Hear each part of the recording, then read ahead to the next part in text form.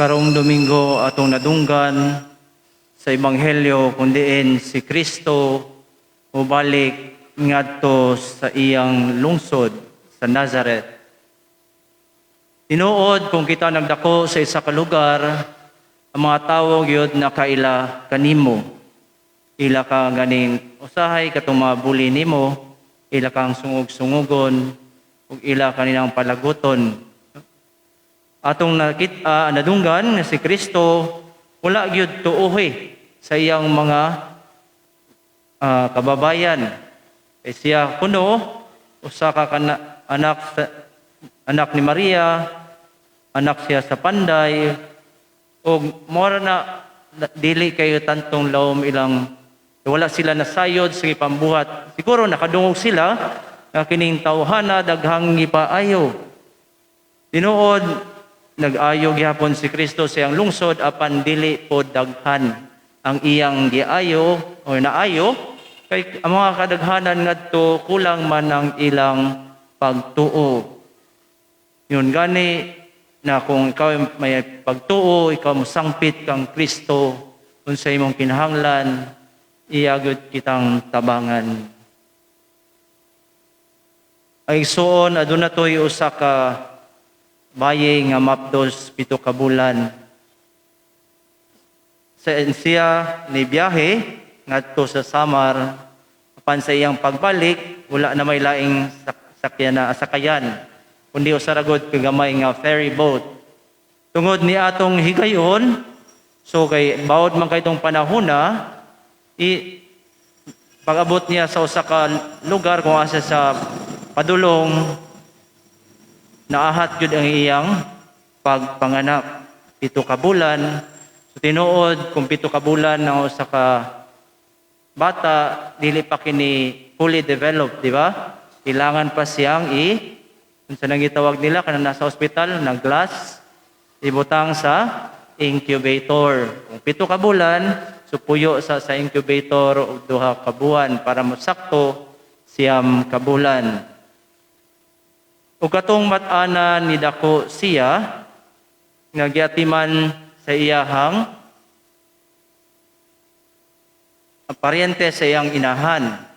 So, tungod niini kay iyang mga gilikanan, busy man sa pagpanginabuhi para pagpadako sa iyang mga anak, na 8 sila kabuok katong panahona, kung karon katong panahona iyang gitugyan ang pag-atiman sa iyang kinamanghurang anak na laki.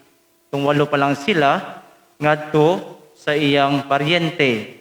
Apan dahumahuman ang 2 ka tuig, yung paryente kay pamilyado usab, miuli sa ilang lugar, ug wala gyud makabantay katong bat-ana.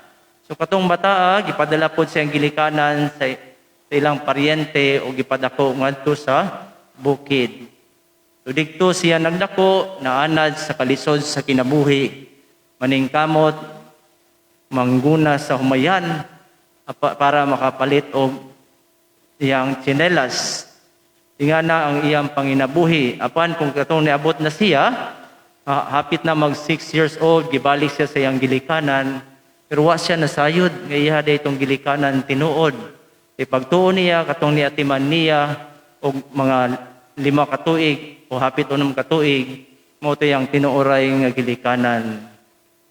Mga igsoon, katong bat-ana ni dako og ingnan sa iyang mga silingan, adopted ra ka, dili ka anak nila. Tinuod katong bat-ana nang hutana siyang maguwang, niya na siya, ate, adopted lang ko ninyo. Niya na iyang maguwang, dili man ka adopted, igsuon man ka namo tinuoray. So katong bat-ana, wala kay nituo dayon kay tungod ang papel pwede man ang buhat-buhaton lang. Pero sa iyang pagdako, nikalis na siya, kauman sila pag-eskwela, tinuod, nakaingon ng mga tao, kay na first time nakitaan siya sa laing tao iyang amahan, niya na siya, liwat jud kay ka sa imong amahan. So katong bat-ana, nalipay siya, kay di na jud siya adopted, kay liwat man kay siyang amahan. No? So atong nadunggan sa unang pagbasa nga ang grasya sa Ginoo, ang Espiritu Santo nigiya sa usa ka propeta para pasimangnuan mga katawhan nga gahig ulo.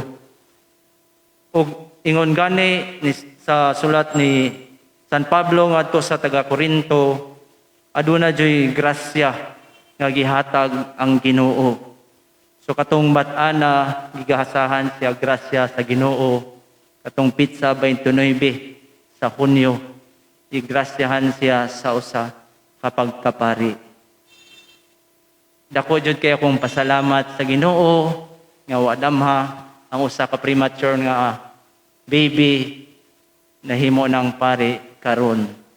Dako jud kay akong pasalamat, no?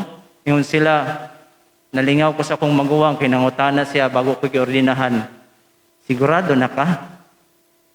Giingnan nako siya na ako man jud ning giampo, dili man ako'y nagbuot-buot ni ini.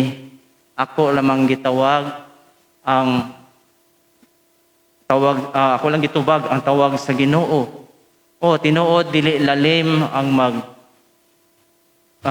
mahimong sang pari, yung gani ni Mama Margaret, mama ni Don Bosco, sa iya tong bagong pari si Don Bosco, niyanak, kung ikaw magsugod na sa imong pagkapari, magsugod na imong labawng pag-antos. Tinuod di jud mawa ang pag-antos kanato para kita dili gid kita mawad-an pagsalig ug pagtuo sa atong Ginoo. Usahay bitaw kung ayahay kayo tong panginabuhi, dili jud kita mulingi-lingi sa uban, mapitas-on kayo. O dili pud ta mo sangpit kay hayay man kinabuhi. Undi gani niabot ang problema, way makatabang nga higala o 15 bihat sang 15 dito na ta mo paduol nga aduna di ay Ginoo. Tawo ra gyud di ay ko. Tinuoray sa matag adlaw sa atong panginabuhi, mga igsuon, atong hinumduman sa atong pagmata kada adlaw adunay gasa sa kinabuhi. Ato kining buy-an sa pag-ayo, ato kining gamiton, no, para pagtuman sa iyang kabubuton, atong abrihan, atong kagulingon para kita maminaw sa paggiya sa Espiritu Santo kung diin man ang atong bukasyon. So, mao gani ingon nila sa Tagalog, bukasyon. Bukas, open, abli kini, dili kani sarado, di ba? So, imong bukasyon, unta ikaw magpabilin sa imong bukasyon, or kung ikaw nagpangita pa sa imong bukasyon, pabiling abri kay ikaw gayud, iyahan sa Espiritu Santo.